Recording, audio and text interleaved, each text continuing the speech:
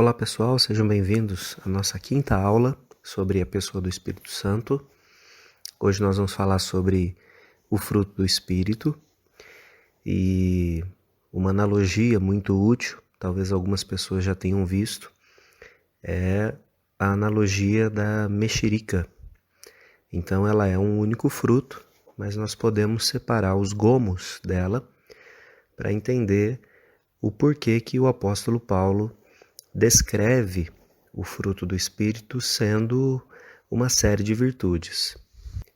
Você pode então acompanhar aí na sua Bíblia, Gálatas capítulo 5, a partir do versículo 16 até o versículo 26. Diz assim: Digo, porém, andai no Espírito e jamais satisfareis a concupiscência da carne, porque a carne milita contra o Espírito e o Espírito contra a carne, porque são opostos entre si, para que não façais o que porventura seja do vosso querer.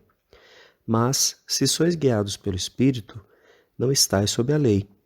Ora, as obras da carne são conhecidas e são prostituição, impureza, lascívia, idolatria, feitiçarias, inimizades, porfias, ciúmes, iras, discórdias, dissensões, facções, invejas, bebedices, glutonarias e coisas semelhantes a esta, a respeito das quais eu vos declaro, como já outrora vos preveni, que não herdarão o reino de Deus os que tais coisas praticam. Mas o fruto do Espírito é amor, alegria, paz, longanimidade, benignidade, bondade, fidelidade, mansidão, domínio próprio. Contra essas coisas não há lei. E os que são de Cristo Jesus crucificaram a carne com as suas paixões e concupiscências. Se vivemos no Espírito, andemos também no Espírito. Não nos deixemos possuir de vanglória, provocando uns aos outros, tendo inveja uns dos outros. Bom, irmãos, na verdade assim, né? Tudo que nós ouvimos, ou grande parte do que nós ouvimos a respeito da pessoa do Espírito Santo, se relaciona com dons espirituais. Você vai encontrar uma quantidade grande de livros falando a esse respeito, teologias sistemáticas que dedicam uma parte considerável à questão dos dons. Mas se nós pensarmos no propósito principal de Deus para a nossa vida, que é nos fazer semelhantes a Jesus Cristo, não são os dons que vão nos levar a essa condição, e sim o fruto do Espírito.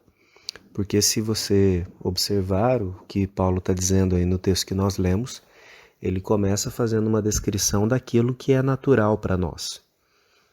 Os pecados, né, ou pelo menos os pecados que seriam a chave, né, o principal daquilo que nós acabamos derivando os nossos outros pecados. Então talvez a gente não faça uma facção, né, uma separação oficial que delimita grupos um contra o outro, mas pode ser que nós, através do privilégio que oferecemos a algumas pessoas e outras, a resistência que temos diante de algumas, que é uma forma de facção mas bem mais amena, né, branda, nós estamos cometendo o mesmo tipo de pecado. Então, se nós observarmos o propósito final de Deus para com a nossa vida, o fruto do Espírito é muito mais importante da gente entender e buscar do que necessariamente correr atrás de conseguir ou de manifestar algum dom. Eu tenho ainda uma opinião particular, que é exatamente a razão, né, o porquê das igrejas terem pouca influência, é exatamente porque nós nos preocupamos mais em manifestações daquilo que o Espírito pode fazer, do que de fato da transformação que ele pode realizar na nossa vida, e que é muito mais profundo, contudo, é muito mais impactante. Eu quero dar um exemplo disso. Eu posso, por exemplo, falar em línguas, e isso pode deixar muita gente surpresa. Mas acabou a surpresa, acabou o impacto. Agora, se eu manifesto o dom do domínio próprio e diante de alguma situação, guiado, né, por esse valor do espírito que se manifesta através de um controle emocional, um controle físico, né, o domínio próprio envolve todas essas coisas, certamente o impacto causado sobre as pessoas é muito mais duradouro e pode até trazer essa pessoa a ter o interesse, né, a questionar a gente o porquê que a gente age de determinada forma, e aí nós vamos apresentar o evangelho para ela. Mas nós precisamos entender que dons e o fruto são manifestações que o Espírito Santo vai colocar na nossa vida. O que eu estou dizendo é só que a gente tem uma ênfase muito grande em dons e acaba se esquecendo de ser trabalhados no fruto do Espírito. Então o texto começa no versículo 16, dizendo que nós devemos andar no Espírito, né? Essa ordem, ela faz um eco com aquilo que Jesus disse em Mateus 6,33, com relação a buscar o reino e a justiça dele. Então, à medida que nós vamos vivendo, experimentando, aprendendo, nos aperfeiçoando a partir do que a Bíblia nos ensina e da ação do Espírito sobre a nossa vida, nós estamos seguindo os passos de Jesus. Uma forma da gente ver isso e talvez até mensurar é se os frutos da carne ainda são maiores na nossa vida do que os frutos do Espírito.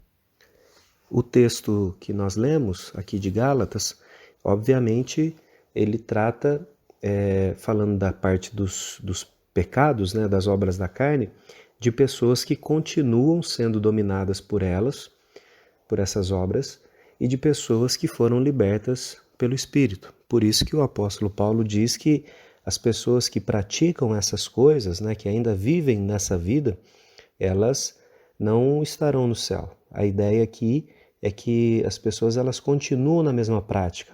Não, por exemplo, um cristão que pode ter vivido em qualquer um desses pecados, mas que foi liberto pelo Espírito e então passou a viver numa novidade de vida, certo? Lembrando que Jesus mesmo disse naquele episódio muito conhecido, né, da conversa dele com Nicodemos, no Evangelho de João, no capítulo 3, ele diz que o que é nascido da carne é carne e o que é nascido do Espírito é Espírito. Então a gente entende que um cristão, ainda que tenha nascido e vivido na carne, a partir do momento que ele é resgatado por Jesus, que ele se converte a Jesus, ou a expressão que eu prefiro, né, que ele é convertido, porque o Espírito é quem faz isso na gente, ele então passa a ser do Espírito. Ainda que o histórico dele possa ser muito ruim, mas ele já não vive mais naquelas obras antigas. Se você observar a lista, como eu já disse, Paulo ele faz aqui uma seleção de pecados que eu estou acompanhando aqui alguns comentaristas, né, do texto. Nós entendemos que são os pecados assim chave, né? Paulo não tem a intenção aqui de fazer uma descrição de todas as possibilidades de pecados humanos. Ele está falando daquilo que é o central, e aí nós podemos derivar desses pecados centrais uma série de outras coisas. Da mesma forma, ele coloca as virtudes, né, que seria o fruto do Espírito, como central também, e é claro que dentro daquilo que ele diz, do amor, da alegria, nós temos derivações menores, mais sutis, mais específicas, né? E aí então nós vamos entendendo como é essa maneira de viver a partir do Espírito. Ainda antes de entrar propriamente na questão do fruto, né? É importante a gente entender também que, fazendo uma comparação com os dons eles foram distribuídos de uma forma não uniforme. Pessoas diferentes da igreja têm dons diferentes. Não, né, usando a analogia lá, nem todo mundo é mão, nem todo mundo é perna. Então, cada membro da igreja recebe um dom específico, porque esse dom vai ser usado para a edificação do todo. Já o fruto do Espírito, ele não tem como a gente dividir. Então, lembra lá da analogia que eu falei da mexerica. Às vezes a gente quer falar assim, eu estou caminhando bem na parte aqui da paciência, mas do amor não. Então não tem como a gente fazer isso, porque é um fruto só e o apóstolo faz uma divisão para que fique didático, para a gente entender quais são as virtudes relacionadas a essa vida no Espírito. O ponto aqui é dizer que todo cristão tem. A questão é se nós estamos desenvolvendo essas virtudes ou se nós estamos ainda com elas para ser desenvolvidas. Olhando então para o que seria esse fruto do Espírito, o apóstolo Paulo começa dizendo que uma dessas características é o amor. É claro que ele coloca isso como primeiro lugar, porque se nós lembrarmos de 1 Coríntios 13, que é um texto onde o apóstolo explora bem essa questão do amor, ele diz até no finalzinho ali, versículo 13, que 3 coisas são muito importantes: a fé, a esperança e o amor. Mas o amor sobressai a todas elas, porque o amor ele vai permanecer, né? A fé nós temos biblicamente no sentido de algo que vai se cumprir. A esperança também, que vai ser encerrado, né? Que vai chegar um momento em que a gente não vai ter que... não é a necessidade de ter esperança, porque Jesus voltou, as coisas foram concretizadas. Mas o amor ele permanece, porque na nossa vida, né, futura, com o Pai, no que a gente pode chamar de céu, né? Esse amor ele vai continuar existindo. Então, eu convido você a dar uma olhada bastante concentrada no capítulo 13 de 1 Coríntios, porque ali o apóstolo Paulo vai descrever algumas coisas que estão relacionadas com o amor. Eu quero dar um destaque aqui que ele diz que o amor ele não é ciúmes, ele não é vaidade, ele não é soberba, ele não é grosseria, né, no sentido que ele não se conduz inconvenientemente. O amor não é egoísmo, porque ele não busca os seus próprios interesses. O amor ele não é irritadiço, né, ele não se exaspera e ele também não fica ressentido do mal. Basicamente, amar, biblicamente, né, o termo utilizado aqui, é uma escolha muito além de um sentimento. Então, quando eu amo, biblicamente dizendo, eu escolho o bem daquela pessoa. Isso significa que às vezes eu tenho que corrigi-la, isso significa que às vezes eu tenho que ser bem paciente para esperar o tempo de maturação da pessoa, e em outros momentos esse amor ele se manifesta realmente com afeto, né, com carinho, com apreço, com consideração, mas o amor então ele tem essa característica de uma escolha pelo bem-estar dos outros. Se você parar para pensar, tem tudo a ver com o que é uma pessoa cheia do Espírito, né? Nós vamos buscar o bem dos outros, mas buscar esse bem através do amor significa inclusive pregar o Evangelho sabendo que a pessoa pode não acolher aquilo que nós estamos dizendo. Depois o apóstolo Paulo fala sobre a alegria, e a alegria ela tem um sentido aqui bem diferente do que nós temos hoje, que seria essa busca até doentia por um bem-estar. Então a alegria do fruto do Espírito não significa que nós vamos sorrir, dar risada 24 horas por dia, mas significa ter um senso profundo de segurança e de satisfação naquilo que Deus faz, e isso gera tranquilidade em nós, isso gera um bem-estar, não porque todas as coisas nos vão bem, mas porque nós temos a confiança de que Deus está sempre nos amparando.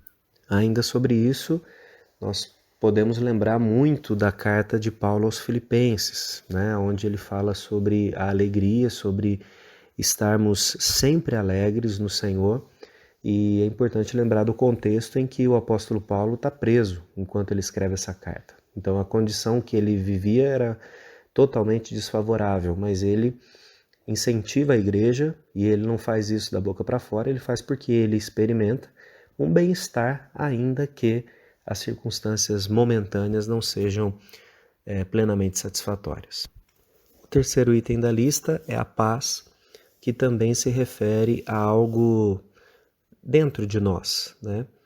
Isso porque a guerra, os conflitos, eles são naturais dentro do contexto de uma vida de pessoas pecaminosas. Então, a guerra ou a ausência da paz, ela não significa necessariamente que a gente vai estar brigando, né? A gente vai estar discutindo com alguém, mas esse roubar a nossa paz, o estar em conflito, pode ser gerado por uma série de circunstâncias. Então, o fruto do Espírito é a paz, porque ela está dentro de nós, num sentido de nos conduzir à clareza da visão de todas as coisas que acontecem conosco. Para que a gente tenha paz com as pessoas, é muito importante que a gente tenha uma boa leitura das nossas próprias emoções e expectativas, porque muitas vezes a pessoa não fez o que nós achamos, é a maneira como nós interpretamos que é assim. Então veja, Jesus, ainda que as pessoas fossem muito hostis com ele, algumas pessoas, né, principalmente os líderes religiosos, ele não entrava, como a gente diz aí, né, na onda dessas pessoas, porque ele estava em paz. Então ele conseguia fazer uma leitura de que aquelas pessoas o agrediam verbalmente, né, acusavam injustamente, porque o problema, né, era nelas, não necessariamente nele. Mas quando a gente tem uma confusão mental sobre o problema estar em nós ou nas outras pessoas, a gente acaba sempre entrando na briga, né? E aí sim, o conflito pode ser uma discussão, pode ser um embate, pode gerar acusações, pode, enfim, ir para uma série de outras coisas. A quarta característica é a longanimidade, que poderia ser traduzida e algumas traduções trazem como paciência, mas a palavra paciência não expressa a totalidade do sentido, né, de longanimidade. Essa palavra, que não é muito usada, né, no nosso dia a dia, ela traz o sentido de alguém que tem paciência, como se fosse assim, uma paciência diante do sofrimento, né? Não é paciência de esperar a fila do banco, é uma paciência enquanto você está passando mesmo por um sofrimento concreto, real, tá? Uma maneira de entender isso seria, por exemplo, você está sofrendo injúria dos outros, né? Você está passando por um momento de afronta no seu trabalho e você consegue se resignar, você consegue elaborar isso de uma forma que você não agride as pessoas e também não fica mal, né? Porque não adianta simplesmente calar essas coisas dentro da gente que continua fazendo mal. Então, a longanimidade é essa paciência estendida, resignada, que a gente consegue lidar com o conflito, mas não sucumbir a ele. Vamos lembrar que muitos dos cristãos que leem as cartas, né, do apóstolo Paulo são escravos, ou então vivem sobre um regime de governo totalmente bruto, totalmente sem opções, né? Não tem nada de democracia na época do apóstolo Paulo. Eu vejo que longanimidade é uma característica que nos falta muito hoje, especialmente em redes sociais, porque a gente não tem... às vezes a pessoa escreve alguma coisa no perfil dela. Aquilo não é para nós, mas as pessoas pegam aquela frase, aquela colocação de alguém e agridem a pessoa e falam um monte de coisa, sendo que não foi para ele que disse. Então não há condições assim de lidar com o conflito, com a opinião divergente, de uma outra maneira que não seja entrar na briga. Longanimidade, então, é a característica de alguém que está em um conflito, é sério, está acontecendo, mas mesmo assim tem resignação, tem controle, e aí passa por essa situação, né? Uma paciência alongada. Depois nós temos uma outra expressão, uma outra palavra que não, pelo menos eu não utilizo muito no meu dia a dia, nem vejo pessoas utilizarem, que é a benignidade. Essa é uma característica que se parece muito com a próxima, né, que é a bondade, e as duas então têm esse sentido de desejar o bem do outro, de fazer coisas boas para o outro, mas a benignidade ela tem talvez um pouco mais de sutileza, um pouco mais de sofisticação, no sentido de que faz com que a pessoa não só faça coisas boas para os outros, mas que ela seja agradável, que ela seja uma pessoa que as pessoas apreciam, que as pessoas gostam de estar perto, que transmite confiança, que transmite segurança. Então veja, a bondade ela é mais ativa, então eu vejo que há algo para ser feito e eu faço isso pelas pessoas. A benignidade ela está mais relacionada com a forma como as pessoas me enxergam, a forma como as pessoas vão me observar. Então, nós conhecemos pessoas assim, né? Pessoas que o contrário disso é aquela pessoa que você chega perto dela e fica tenso. Ela te deixa numa instabilidade. Por outro lado, a benignidade é alguém que, quando você se aproxima, ela te acalma. Não necessariamente ela fala algo para você, mas estar com ela produz bem-estar. E a bondade, já que é a próxima palavra, ela está relacionada com um ato mesmo, com algo concreto que nós podemos fazer para o outro. A fidelidade, eu poderia dizer que ela tem duas características. Uma interna, intrínseca, que se relaciona com agir de acordo com os valores que nós adotamos. Então, fidelidade tem a ver com ser comprometido com aquilo que eu digo crer. Se eu digo que eu sou um cristão, então eu vivo de acordo com o que Cristo disse. Se eu me comprometo com o povo de Deus, eu vou fazer as coisas de acordo com o que eu prometi, né? De acordo com aquilo que está acordado.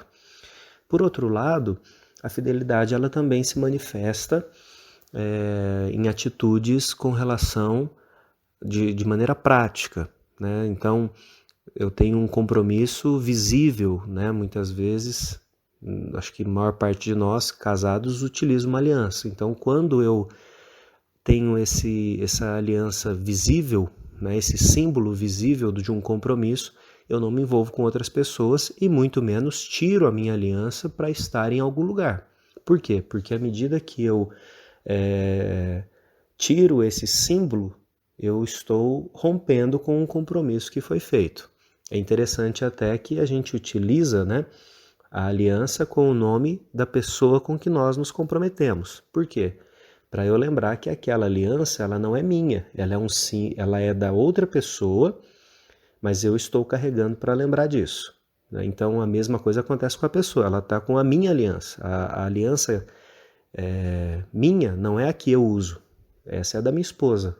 A minha aliança está com ela para lembrá-la de que nós temos um compromisso. Então a fidelidade ela tem a ver com esse intercâmbio entre aquilo que eu prometo, que é dentro de mim, e que eu firmo um compromisso com esses valores, com esses princípios, mas também de uma forma prática em não romper fisicamente, ou na fala, ou em alguma atitude, aquilo que eu prometi lá atrás.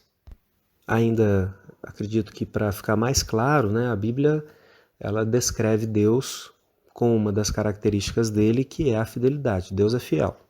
Então, se ele é fiel, ele não age contrário a quem ele é. Então, a gente pode esperar, a gente não vive uma vida de incertezas com relação a Deus, porque Deus ele age de uma forma que está acordado, né? Então, se ele se comprometeu a ser justo, ele sempre vai ser justo. Então, a gente não vai ser pego de surpresa vendo Deus agindo de forma injusta. Deus ele se comprometeu a ser gracioso, então é assim também que ele vai lidar conosco. Então, quando a gente vê ele sendo gracioso com alguém e eu fico bravo com isso, o problema não está em Deus, o problema está em mim, porque ele se comprometeu a ser gracioso. Mas eu é que estou entendendo a coisa errada. Então, a fidelidade, por exemplo, de Deus é ele não agir contrário àquilo que ele mesmo disse. E a fidelidade que nós devemos ter como um fruto do Espírito é a de nos comprometer e cumprir aquilo que nós fizemos de promessa para com Deus, mas para com as pessoas também. Então, se você conhece alguém que se diz cristão, mas que vive rompendo, que vive quebrando os compromissos que faz, você pode ter certeza que essa pessoa tem um problema com relação ao fruto do Espírito. Por quê?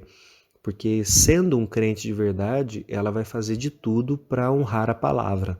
Se ela não se preocupa com isso, se ela não dá valor a esse cumprir com a palavra, é provável que esse aspecto da vida dela ainda precisa ser bem tratada, bem resolvido, e isso a gente normalmente faz através do discipulado, de um acompanhamento, para que não chegue no ponto de ter que fazer uma disciplina, né? Então, a fidelidade, ela caminha nesse sentido. A próxima palavra é mansidão, e essa é uma palavra que nós não gostamos, né? Na nossa cultura, quando a gente fala que alguém é manso, a gente está querendo dizer que a pessoa não tem vigor, né? Que ela é frágil, e biblicamente mansidão não é isso. Mansidão é exatamente você ter força, ter condição de fazer as coisas, mas você ter controle sobre isso. Então, um animal que é manso, por exemplo, né, usando uma analogia que não é muito boa, mas para tentar explicar, um animal que é manso não significa que ele é fraco para o trabalho ou para as coisas, mas que ele é ensinável, ou seja, ele vai usar a força dele no momento certo. Dessa mesma maneira, a pessoa que é um cristão, que é um cristão manso, é alguém que tem energia, que tem força, que tem sabedoria, que tem desenvoltura, mas que é ensinável. Então vai utilizar essa força à medida que o próprio Deus faz a designação. Então eu poderia, por exemplo, vamos supor que eu tenha uma capacidade política muito grande, eu consigo convencer muito bem as pessoas, mas eu posso usar isso para o bem ou para o mal. Se eu sou alguém manso, eu vou utilizar a minha capacidade política nesse contexto social para influenciar as pessoas para serem cristãs, por exemplo, né? Ou eu vou ser um líder da igreja que faz o papel de ser um agregador, de mobilizar as pessoas. Por outro lado, veja, não deixou de ser forte, não passou a ser alguém sem capacidade. Pelo contrário, é alguém que tem muita capacidade, mas colocada no local e da forma certa. Por fim, o texto fala sobre domínio próprio.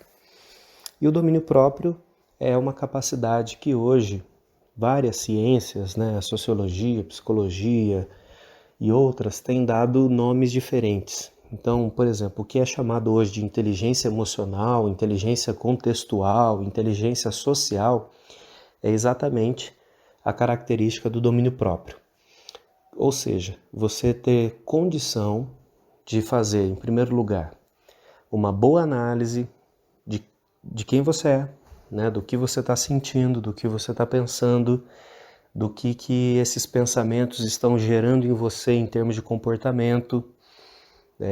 Se você parar para pensar, é sempre assim, né? A gente pensa algo, o nosso corpo tem uma reação e aí então nós agimos.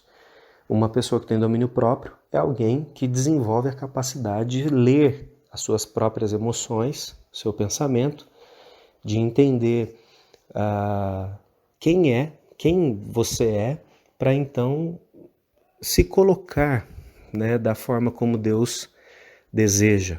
O domínio próprio, então, é ter esse controle e eu diria mais, eu diria que é essa capacidade de ter uma leitura de quem você é, ampla, e ter a condição de falar, bom, eu não estou muito equilibrado emocionalmente nesse momento para ter determinada conversa.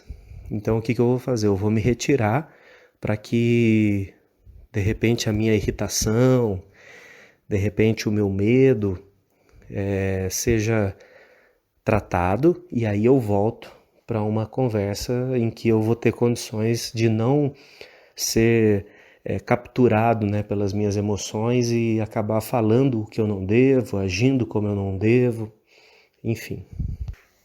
Então, Basicamente, esses são os frutos, ou esses são os aspectos do fruto do Espírito.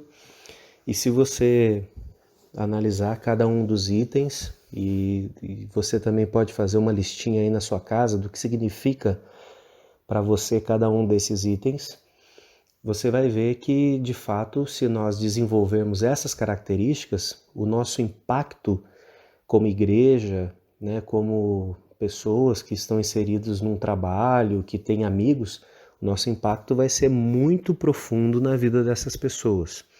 Porque quando nós falamos sobre essas características, elas são características escassas no mundo hoje, né? Ainda que você ouça falar sobre amor, alegria, são expressões de desejo, né, das pessoas. As pessoas querem isso, mas elas não estão dispostas a pagar o preço para ter essas coisas. E muitas vezes o que é entendido como essa característica, ela é, na verdade, parte da característica, né? Então, o pessoal fala assim, o importante é você ter paz com as pessoas, né? Paz, biblicamente, significa conseguir lidar com o conflito, não acabar com o conflito. Então, veja que a gente tem muito a abençoar as pessoas à medida que a gente cresce e frutifica. Inclusive, essa é a vontade de Deus para nós, né? Que a gente dê muito fruto, como você pode ler depois em João, capítulo 15. Bom, nós terminamos então hoje a nossa série de mensagens aí da Escola Dominical sobre a pessoa do Espírito Santo. É claro que nós temos muitas outras coisas para falar. Afinal de contas, o Espírito Santo é a terceira pessoa da Trindade, é Deus. Então a gente não consegue esgotar essa pessoa, é impossível a gente fazer isso. Deus, ele pode ser descrito em algumas coisas, mas não por completo. Mas eu acredito que, tendo a ideia de como o Espírito Santo agiu no Antigo e no Novo Testamento, o que é ser uma pessoa plena do Espírito, o que é ter os dons do Espírito, o que é ter os frutos do Espírito, tudo isso nos ajuda a caminhar em mais profundidade, né, com o relacionamento que nós temos com o Deus que habita em nós, né? Sempre bom lembrar isso. O Espírito Santo é o nosso consolador, o nosso paracleto, aquele que está nos conduzindo, nos direcionando nas nossas orações e em todas as coisas. Então, que Deus abençoe a sua vida, que Deus possa fazer com que cada dia mais essa consciência do Espírito esteja sobre você e que você seja realmente uma pessoa plena do Espírito Santo. Que Deus te abençoe. Um grande abraço.